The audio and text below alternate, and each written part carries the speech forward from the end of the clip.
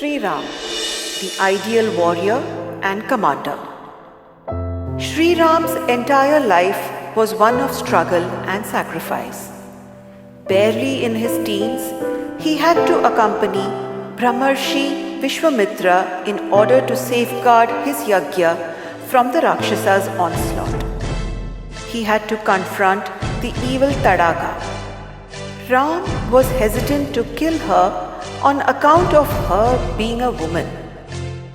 It was only when his guru Vishwamitra ordered him, pointing out that it was his dharma to slay evildoers and protect innocent people, and quoted precedents from past history, did Ram kill Tadaka.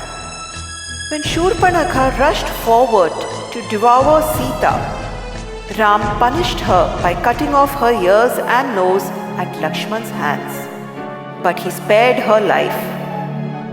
Shree Ram's valor, strength and skill in the usage of weaponry of all kinds were in display when he and Lakshman took on the Rakshasas, disturbing Vishwamitra's yajna. Later on, Shree Ram fought and completely destroyed the Rakshasas' army of Khar and Dushan. Of course, there are some people who accuse Shree Ram of wrongfully killing Vali by shooting an arrow at him while being hidden behind a tree. But Srimad Valmiki Ramayan clarifies all doubts and also removes falsehood. It clearly mentions that Shree Ram pulled the string of his mighty bow, whose sound shook the very skies. He then stood in front of Vali.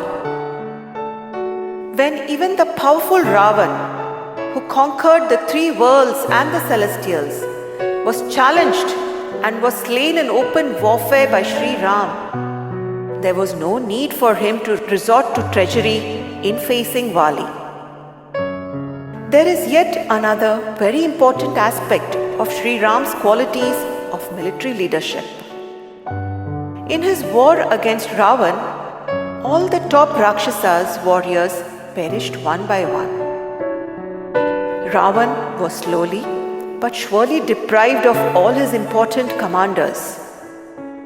But on the other side, no Vanar commander or general of repute was killed or captured. In fact, Shree Ram and Lakshman were themselves seriously wounded twice in the course of the war, but no harm came to any Vanar commander or general.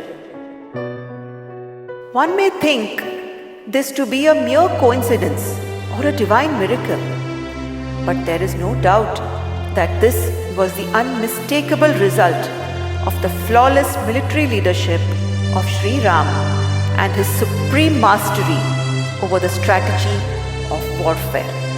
His motive in going to war had always been the welfare and protection of the people.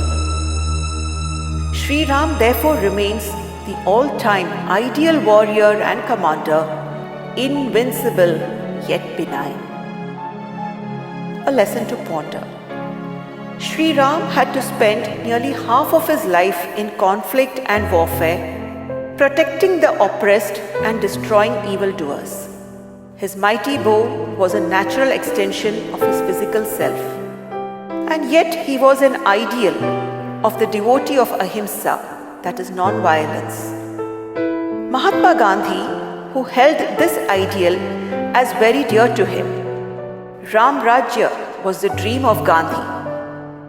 Gandhiji worshipped Ram and accepted the principle that violence committed in the defense of one's nation and values is not violence.